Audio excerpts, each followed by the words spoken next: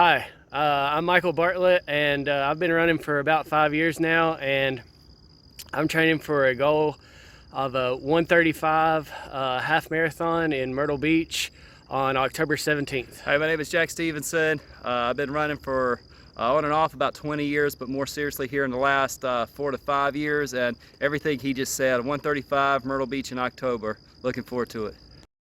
Hi there, my name is Joel. I'm running the Georgina Marathon on October 17th with a goal of qualifying for Boston with a time of 3 hours, 20 minutes, and 10 seconds.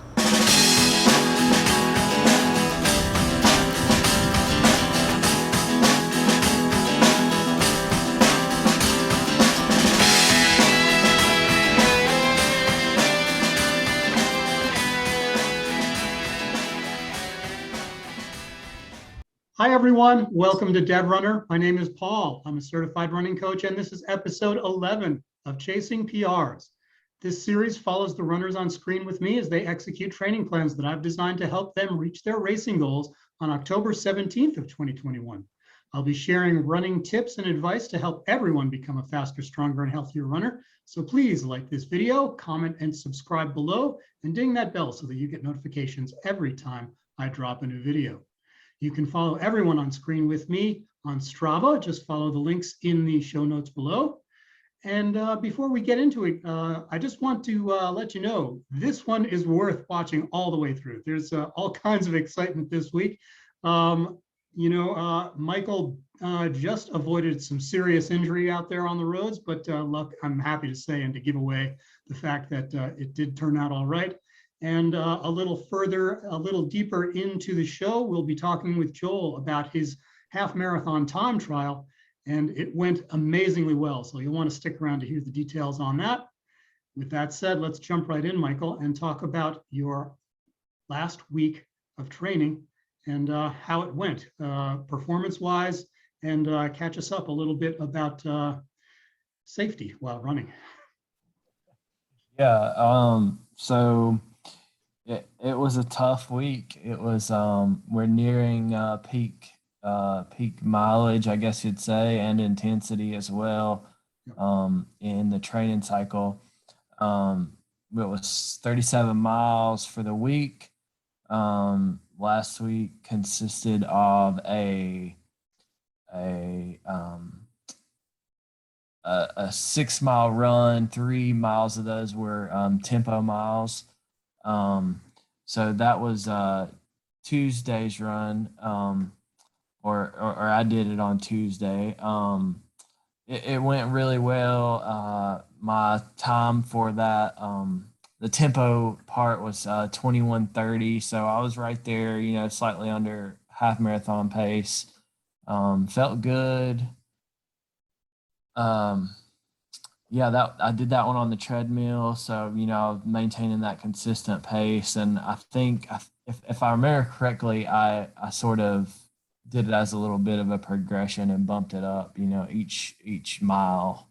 Yeah, I was really impressed with that run, man. I think not looking as deep into your future as your actual half marathon race, but just looking towards the 5K time trial that you and Jack have coming up in another week and a half or so.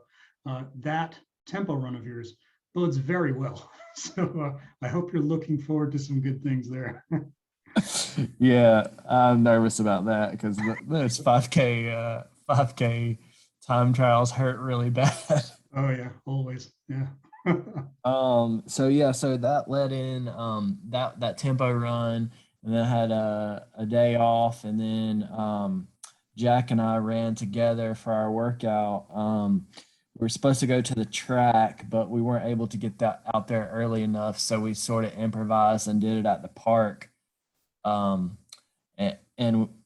we did a pretty long warm up. We did a 2 mile warm up, and during that warm up, we sort of mapped out on the park, where we would be stopping for like the 800 meters. And it was two by 800, 1600, and then two more 800s. And that went really well. I was pretty consistent. I ran a 301 and then a 309 for the first two 800s. and then I ran a 6:29 mile. Nice. That mile always sort of gets me. And then I sort of struggle with the last 200s. But interestingly enough, like after that mile, I did a jog sort of recovery back to the starting point, which it messed up my splits a little bit. So I ran around to 310, I think, for that next 800. And then I ran a 258 for the Whew. last 800. Flying. Yeah, I pretty much passed out after that. So. Yeah, I was at the track today. I know that feeling, fresh. Right, yeah. But yeah, it was a good workout. I'm looking at it right now. It says my average pace over it was about a little actually 5K exactly, 6:29 pace. So Nicely done, yeah, sir. it was pretty good workout. And then sort of leading into the long run, which was it's a 14 miler, just aerobic run. It was a solo run, unfortunately. Jack and I couldn't link up on our schedules. That was okay. I did a pretty good route, and I ran sort of around the lake, I guess you would say. And then on the way back, I was almost 12 miles into the run, and a lady ran a stop sign and hit me. It's just unbelievable. When I got that information, I was like, what? Yeah, so it was in between. There's a restaurant here. It's in between a Waffle House and a service station, and she came right up the road, and I guess she saw that there wasn't any cars coming in the lane, and I was like right in front of her, and she just ran out and basically T-boned me, and I like went up on her hood, and I was like banging on her hood and like screaming obscenities at her. And, unbelievable. And it wasn't just like a small sort of, she didn't just stop. She actually she moved you pushed into me, traffic. Yeah, luckily, there was no cars coming. Otherwise, I would completely be dead. Like, no question about it. Like, push me into like across one lane and into the next lane over. Until she got stopped, and I was able to go in front of her. And I was lucky I was going as fast as I was, because if I would have been going slower, she would have just plowed me over. So I was running fast enough to stay in front of the car. And but it was just it was a crazy situation, and it scared me a lot. Well, on behalf of everybody who's watching this right now, I just want to say, thank goodness you're all right. And my favorite part of this story, and we can at some point talk about the more serious nature of this, and the things that runners can do to stay safe, not just with lights, but whistles. Always run behind cars if you're not absolutely sure, if you don't get assurance from the driver, eye contact, that they see you. But the most amazing part about this story to me, Michael, like you said, this happened at mile 12 and you were out for a 14-mile aerobic run. You just kind of dusted yourself off and finished the run. Yeah, I mean, it probably wasn't the smartest thing, but I sat there for like, I don't know, 15 or 20 minutes in the parking lot. Some people checked on me, and I was okay. I'm a little sore now, but I'm fine.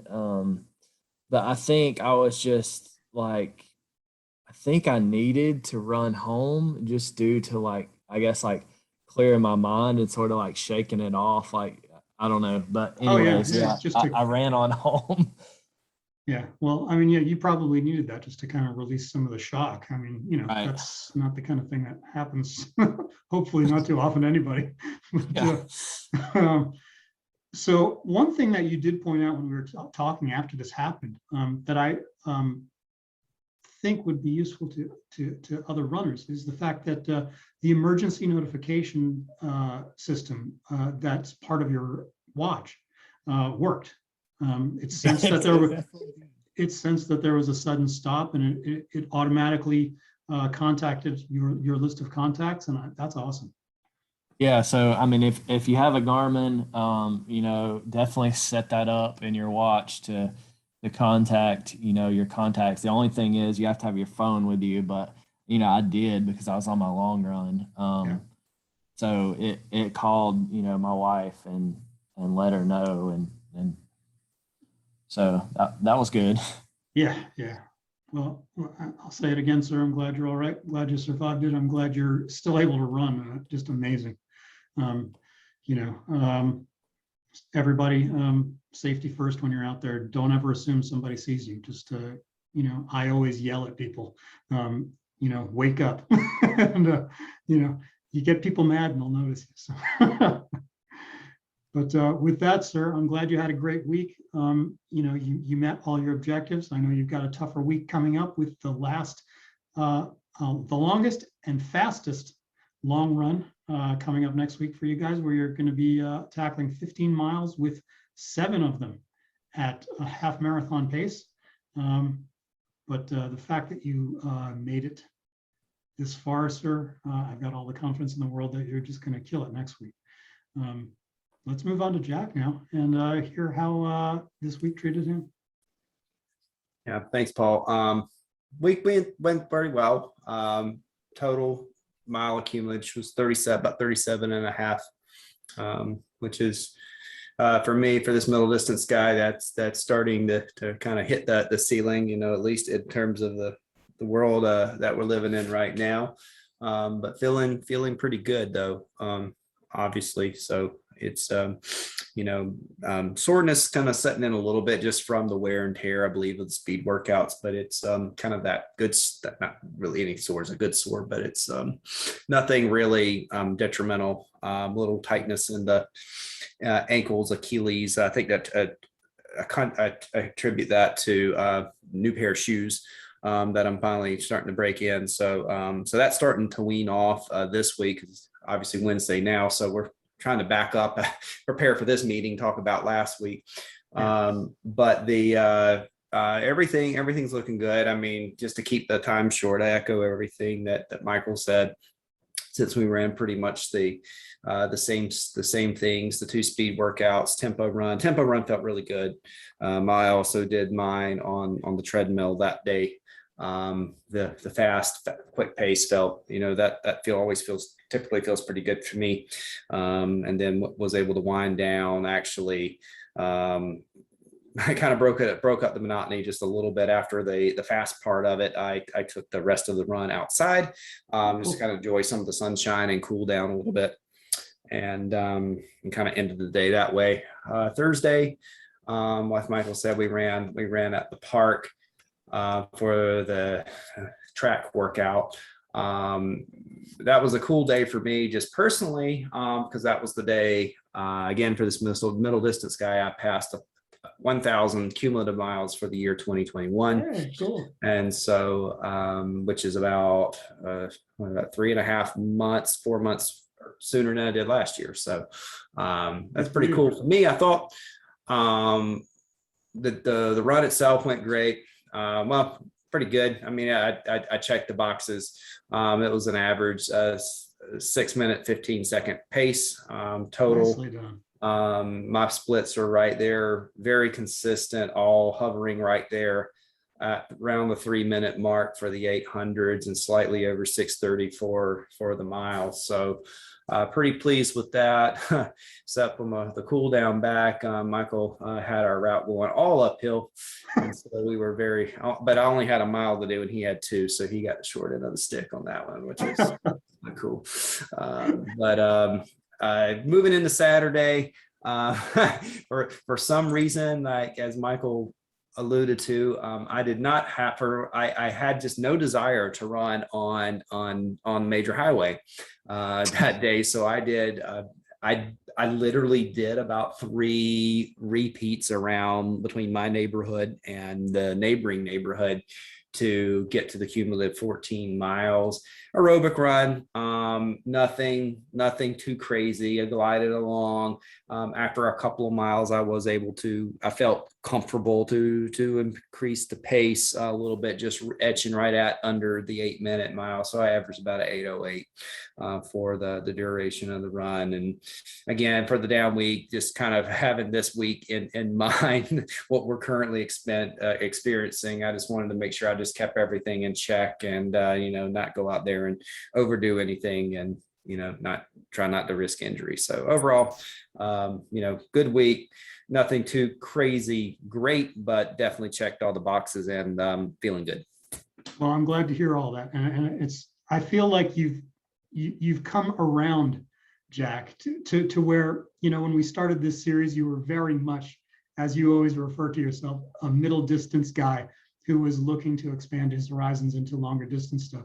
And I would always watch you approach your easy days and your workouts as pushing as hard as you can all the time. And it's so great to hear you self-reflecting on your own performances now, and to see you acknowledge the bigger picture, because you could have gone out there and you could have tried to destroy that 14 miles with a super fast progression run, but you didn't. And it's great because, as I said to Michael a couple of minutes ago, you get a chance to do that next week. So save your strength, get through next week, which is probably your toughest week in the entire training block. So after that, for you and Michael, you will have a couple of weeks after that where I will be hitting you with plenty of intensity, but those long runs and those long mileage weeks will start to pare back a little bit. So you'll be able to actually concentrate more on speed and not have to worry about wearing yourself out on distance anymore before you go into the taper. So well done, sir. I'm really, really happy with the way both of you made it through this week. So Joel, we've got some big news, on your front, because you took on a half marathon time trial. And before we get into it, I would just like you to, before you talk about your week leading up to that time trial, I would like you to remind, or even tell for the first time for all of our viewers, what your current half marathon PR is, and so people have some idea of what it is you may have been gunning for on Sunday. All right. I'll get it to the exact second. So my half marathon PR, I actually got it last October, I believe. Yeah, it was October, and it was a 1:39:31. So that's about a 4-minute 44-second per kilometer. Yeah, I was going to say it's almost perfect, because that is your BQ pace for your marathon, so it works out almost perfectly. Yeah. So that was last October. I tapered for that race. It was a club race with my club here in town in Oakville, Connors Runners, and it was cool. It was actually it wasn't ideal weather that day. It was pretty windy. There were some hills on the course, and there were cars, Michael, and there was a close call as well. Wow. Yeah. I didn't know about that. Yeah, but it was a personal best, and I think I beat, I had a personal best for about 6 or 7 years before that in a real race.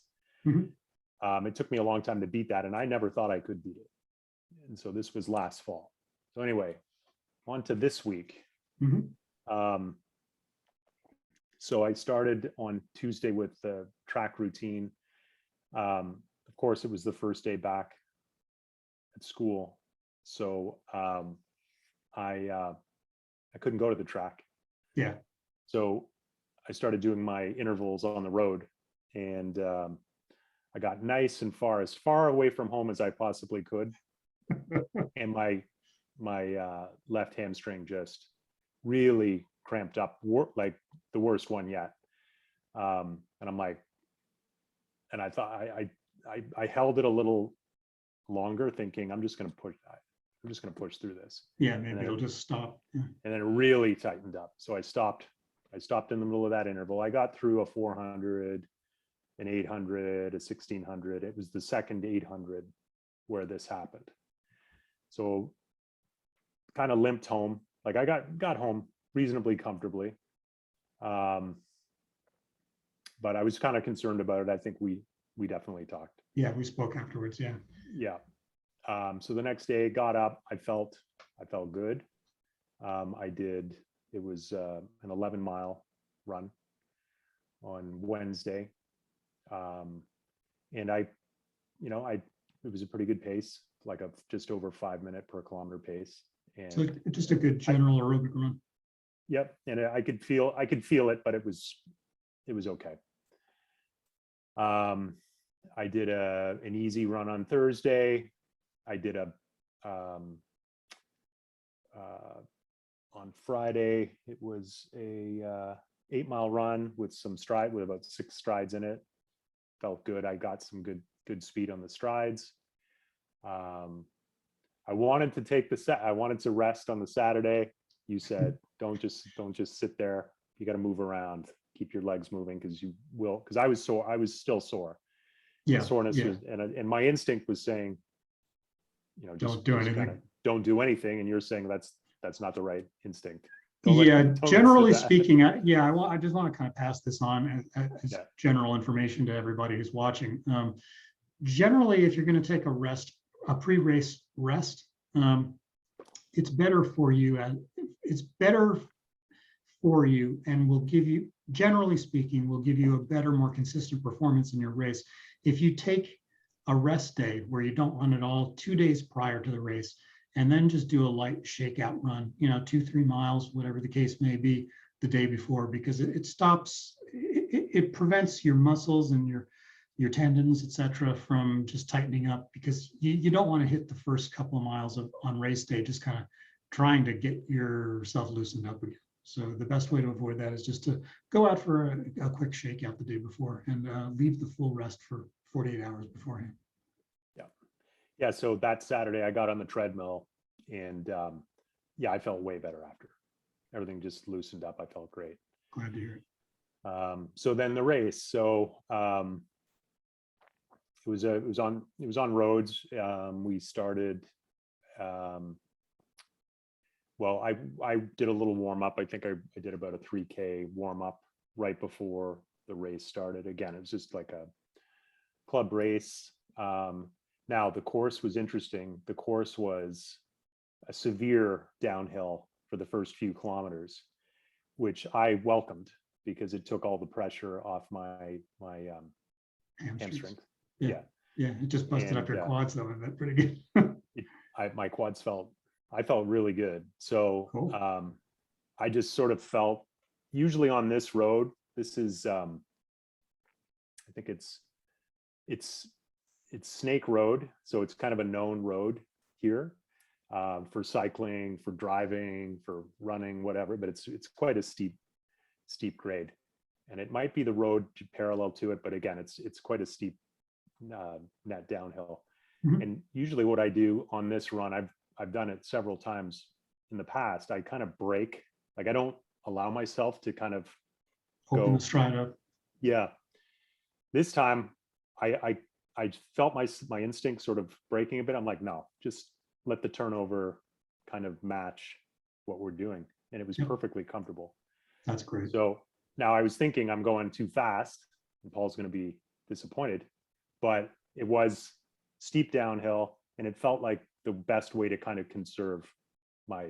Oh, absolutely. Absolutely. Yeah. You never, as long as you're not losing control and like landing badly and mashing your heels and all that kind of stuff, if you can keep control and you're not expending more energy moving faster on a downhill grade, go for it. The only time you'll get people like me and coaches and more experienced runners getting upset if you kind of go out too fast, is the saying you always hear, is if you're going uphill or if it's flat land and you're just burning off your energy way too soon, and that just means you're just going to die in the last couple of miles. But if the terrain is giving you free speed and you're running in control, go for it. So I did that, got to the bottom. And we had to double back, which meant I had to go uphill. And there was the hamstring. As soon as I turned the corner, I'm like, oh, there they are. And both hamstrings, especially the left one, not like I could feel them, but I was able to hold my pace. Continued on.